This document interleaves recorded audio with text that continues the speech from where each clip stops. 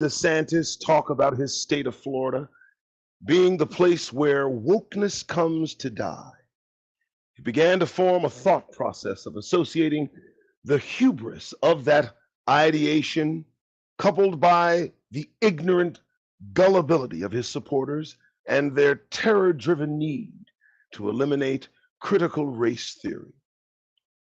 There is no place for wokeness to die.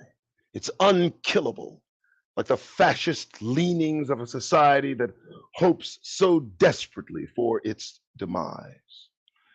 The death sentence pronounced upon this increasingly vilified state of being has been handed down by a group of seemingly fragile and new generation of Americans too afraid to acknowledge the uncomfortable history associated with people they distance themselves from only when convenient.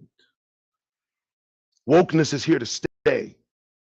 There's no putting the proverbial genie back in the bottle. Out, and it's been out.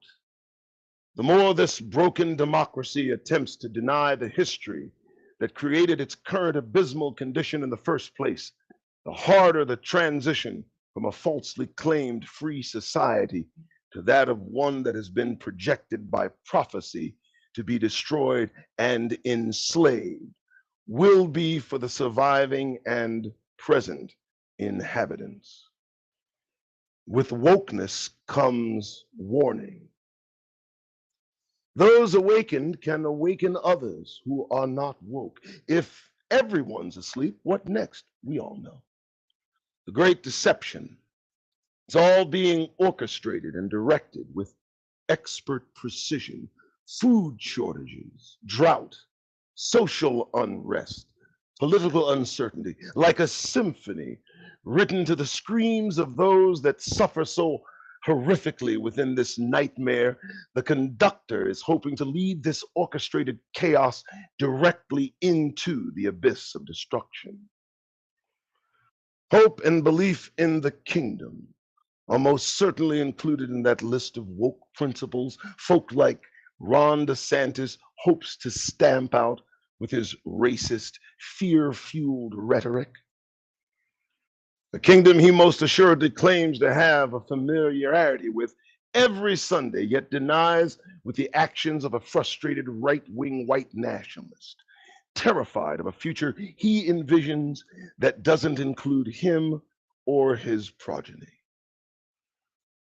This sentiment is the poisonous foundation built on a revived, failed movement that's gripping these united snakes by the throat, cutting off the consciousness and conscience, held thinly in place by checks and balances of caucastic compromise created long ago.